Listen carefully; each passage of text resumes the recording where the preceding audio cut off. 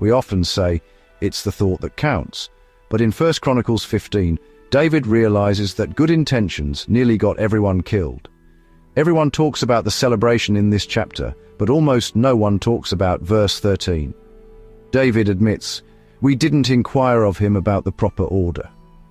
Today we're looking at why precise theology matters more than passionate worship, and how David had to become a theologian before he could be a worshipper.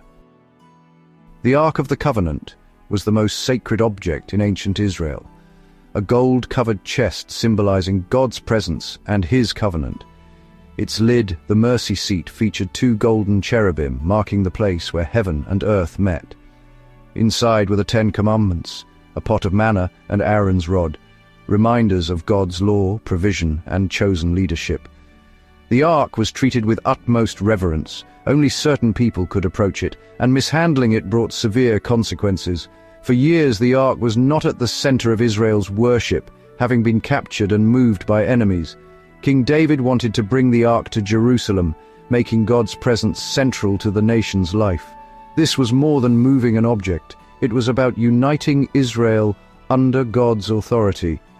Bringing the ark to Jerusalem declared that Yahweh was Israel's true king. This act would restore worship and set the stage for a new era of blessing. David's first attempt to move the ark ended in tragedy when Uzzah touched it and died, teaching David that good intentions weren't enough. God's commands had to be followed. After months of reflection, David prepared a special place for the ark and gathered Israel's leaders, making the event national and public. He admitted his earlier mistake. They hadn't followed God's instructions. David called the priests and Levites to consecrate themselves, emphasizing spiritual preparation. This time the ark would be carried as God commanded, not on a cart. David's humility and obedience set a new tone, one of respect and reverence. The entire nation was united in this sacred task.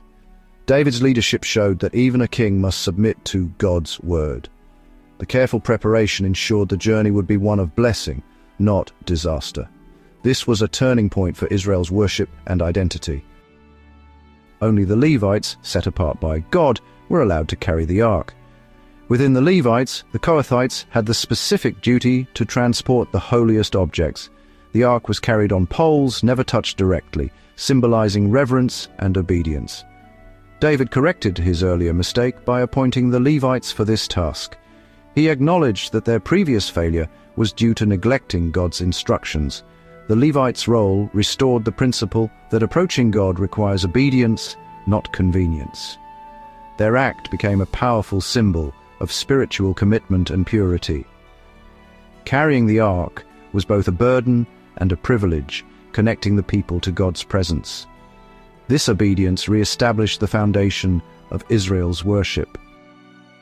With the Levites consecrated, the ark's procession to Jerusalem began in an atmosphere of joy and celebration. David organized musicians and singers, turning the event into a national festival of worship. Music filled the air, led by spiritual leaders, expressing the people's gratitude and happiness. David himself wore a linen robe, joining the Levites and musicians, showing he was both king and worshipper. He danced with abandon before the Lord, casting aside royal dignity to express pure joy. This uninhibited worship set an example for all Israel. The celebration marked the restoration of God's presence at the heart of the nation. Even criticism from his wife Michal couldn't dampen David's devotion. The event showed that true worship is passionate, joyful, and wholehearted. Israel's relationship with God was restored in a public, unforgettable way. The Ark's story foreshadows Jesus Christ, the true meeting place of God and humanity. Just as the Ark symbolized God's presence, Jesus is God with us, dwelling among people. David's dual role as king and priest points to Jesus, our ultimate king and high priest. The joyful procession prefigures the worship Jesus would make possible, joyful, not fearful. The Ark's rest in Jerusalem hints at the spiritual rest Jesus offers to all. Through Jesus, worship becomes a celebration of grace, not just ritual. The story of David and the Ark is more than history. It's a preview of the joy and rest found in Christ. In Jesus, God's presence is no longer confined, but available to all who seek him. Are you ready to continue? Just click here and come along with me to the next chapter.